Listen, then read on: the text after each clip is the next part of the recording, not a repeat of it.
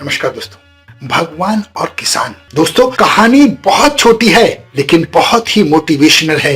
अगर सोने के भी आभूषण बनाने होते हैं तो पहले उसे आग पर तपाया जाता है, हथौड़े से उसका पिटाई की जाती है, वो निरंतर संघर्ष करता रहता है और तब जाकर एक सुंदर हार बनता है, एक आभूषण बनता है। तब उसका मूल्य पहले से अधिक बढ़ जाता है। यही चीज हमारे जीवन पर भी लागू होती है।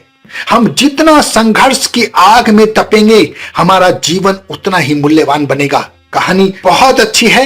एक बार की बात है, किसान अपने बड़ी सी जमीन पर खेती करता था। हर वर्ष कभी बाढ़ से, कभी सूखे से, कभी ज्यादा धूप से उसकी फसल बर्बाद हो जाती थी। अब उससे वो बहुत तंग आ गया और उसने भगवान को पुकारा। उसने कहा, हे परमात्मा, आप भगवान हैं, लेकिन आपको फसल के बारे में जरा सी भी जानकारी नहीं है। मेरी आपसे प्रार्थना है कि आप मुझे एक मौका दे दीजिए, मैं जैसा चाहूं वैसा मौसम हो जाए और फिर देखना मैं कितना अन्न उगाता हूँ, अन्न के भंडार लगा दूंगा, सारी खेती बहुत अच्छी होगी।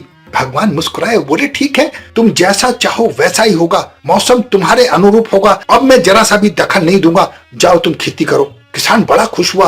खुशी खुशी उसने सारे खेत जोत डाले और उसमें फसल बो दी। किसान जैसा मौसम चाहता था, मौसम उसके अनुरूप रहा।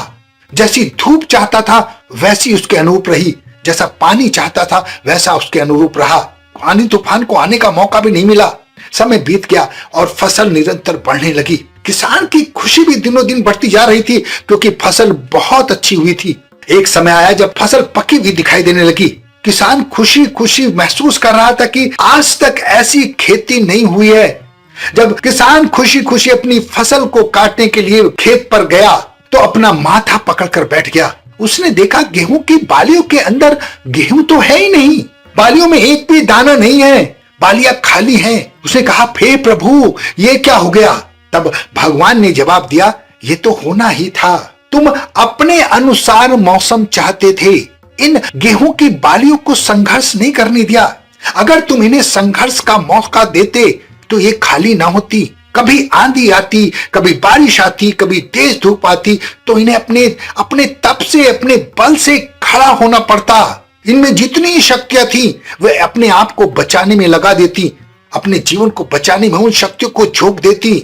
उन शक्तियों की वजह से ही इनके अंदर दाने पैदा होते हैं, अनाज पैदा होता है, जो तुमने इन्हें करने का मौका नहीं दिया। दोस्तों, कहानी बहुत छोटी है लेकिन बहुत ही मोटिवेशनल है।